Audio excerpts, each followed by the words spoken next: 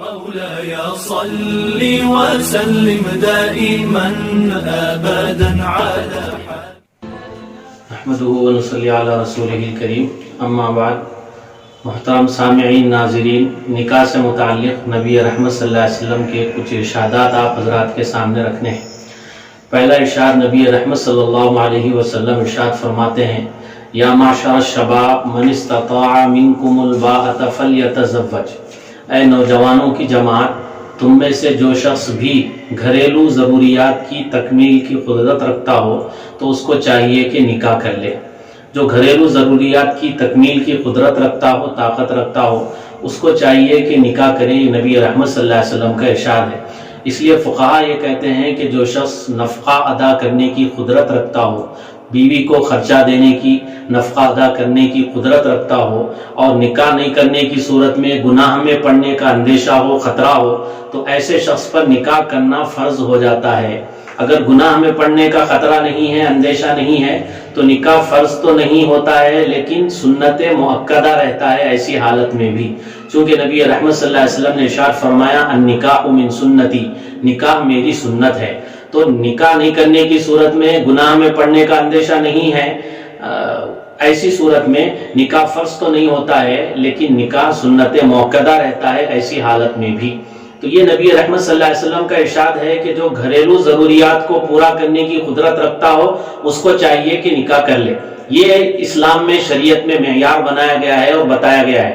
ہم نے اپنی طرف سے ایسی چیزوں کو معیار بنا لیا ہے جو شریعت کی نظر میں کوئی معیار کی حیثیت نہیں رکھتے ہیں۔ مثال کے طور پہ ہم یہ سمجھتے ہیں کہ بھئی بچہ کمانے کے قابل ہو جائے، اپنے پیروں پہ کھڑا ہو جائے اور وہ خود سے کمانے لگے، اس کا ذاتی گھر ہو اور اچھی خاصی اس کی تنخواہ ہو، کمائی ہو، تو ایسی صورت میں اس کا نکاح ہونا چاہیے، اور گھر میں بہنیں ہوں، ان سب کا نکاح ہو جائے، پھر اس کے بعد میں اس کا نکاح ہو، اگرچہ کہ اس کی عمر چاہے کتنی ہی کیوں نہ ہو جائے، عمر کتنی ہی کیوں نہ بڑھ جائے۔ یہ ہماری اپنی طرف سے بنائے ہوئے معیارات ہے، شریعت نے اس کو معیار نہیں بتایا ہے، شریعت نے اس کو معیار مقرر نہیں کیا ہے۔ شریعت تو یہ کہتی ہے کہ جو شخص بھی گھریلو ضروریات کو پورا کرنے کی طاقت رکھتا ہو، قدرت رکھتا ہو، اس کو چاہیے کہ وہ نکاح کر لے۔ فلیتزوج، کیوں؟ اس لیے کہ نکاح کرے گا تو آنکھوں کی حفاظت ہوگی اور گناہوں سے محفوظ رہے گا۔ یہ نبی رحمت صلی اللہ علیہ وسلم کی ہدایت ہے، نبی رحمت صلی اللہ علیہ وسلم کا ارشاد ہے۔ اب ہم نے اپنی طرف سے چونکہ ایسے معیارات بنا لیے ہیں جس کی وجہ سے بڑے مسائل ہو رہے ہیں، بچوں کی عمریں ہو جاتی ہے، ان کا نکاح نہیں ہوتا ہے۔ جب عمر ہو جائے بچوں کی اور عمر ہو جائے بچیوں کی اور ان کا نکاح نہ ہو تو پھر ایسی صورت میں بے حیائی فروغ پاتی ہے اور بے حیائی پھیلتی ہے اور گناہ کا دورہ شروع ہو جاتا ہے اور گناہ عام ہو جاتے ہیں۔ اس لیے ماں باپ کی یہ ذمہ داری ہے، اس کو سمجھنے کی کوشش کرنی چاہیے۔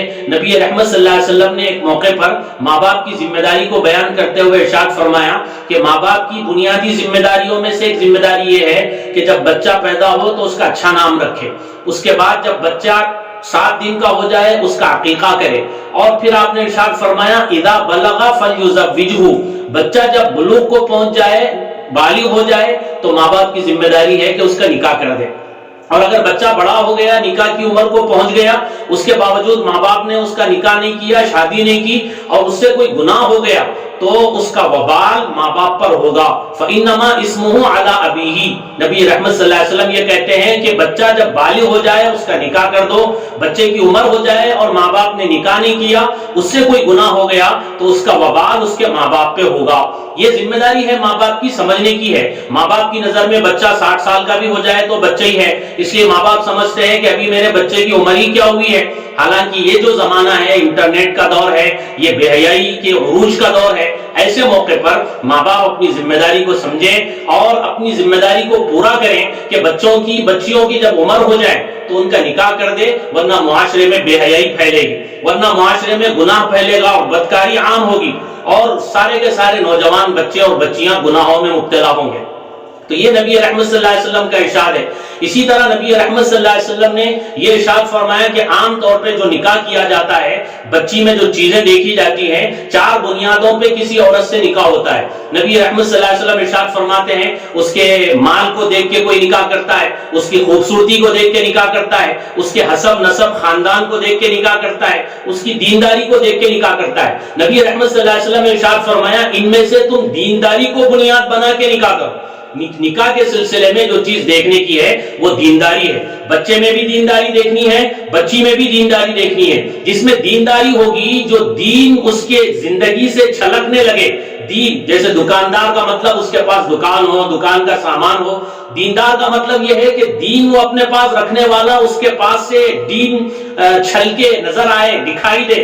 دین پہ چلنے والا, دین کا پابند, اللہ اس کے رسول کی تعلیمات پہ عمل کرنے والا, اللہ کا ڈر اپنے دل میں رکھنے والا. جس کے دل میں اللہ کا ڈر ہوگا وہ بیوی کے حقوق کو ادا کرے گا, بیوی کے دل میں اللہ کا ڈر ہوگا وہ شوہر کے حقوق کو ادا کرے گی. شوہر دیندار ہوگا, بیوی کے حقوق کو ادا کرے گا, بیوی دیندار ہوگی, وہ شوہر کے حقوق کو ادا کرے گی. دیکھنے کی جو چیز ہے وہ دیندار ہے, دین ہے. دین کو دیکھنا ہے بچے کے اندر بھی, بچی کے اندر بھی.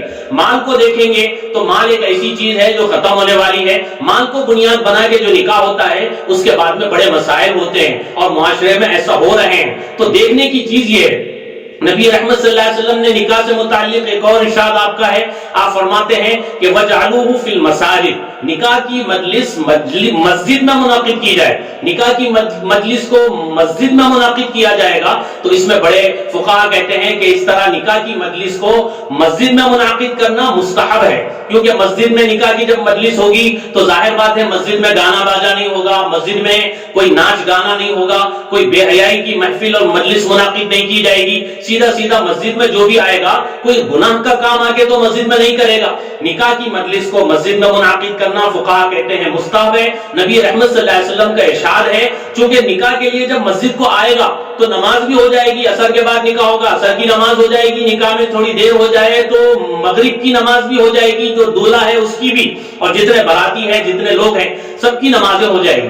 اس لیے مسجد میں نکاح کی محفل کو منعقد کرنا چاہیے. مسجد سے نکلنے کے بعد ایسا نہیں کہ پھر بینڈ باجا, گانا باجا, پٹاخے, یہ ساری چیزیں جو غیر مسلموں سے ہم نے لی ہیں یہ مسجد سے نکلنے کے بعد پھر ہم جا کے ایسے ہی کرنے لگے, ایسا نہیں ہونا چاہیے. نکاح کی مجلس سیدھی سادی ہونا چاہیے. نبی رحمت صلی اللہ علیہ وسلم کے ارشادات کو ملحوظ رکھتے ہوئے نکاح کی مجلس منعقد کرنی چاہیے. ایسی جو مجلس نکاح کی منعقد ہوگی کہ اس میں پوری دنیا چاہے ناراض ہو جائے, اللہ اس کے رسول کو ہم خوش کریں گے, تو پھر اس نکاح کے بعد میں میاں بیوی دونوں خوشگوار زندگی گزاریں گے, سکون کی زندگی ان کی ہوگی, ہر قسم کی تکلیفوں سے, پریشانیوں سے وہ محفوظ رہیں گے, راحت کی, سکون کی, اطمینان کی زندگی ان کی ہوگی. اللہ تعالی ہم سب کو نبی رحمت صلی اللہ علیہ وسلم کے ارشادات پر عمل کرنے کی توفیق نصیب فرمائے. آمین. وآخر دعوانا الحمدللہ رب العالمین.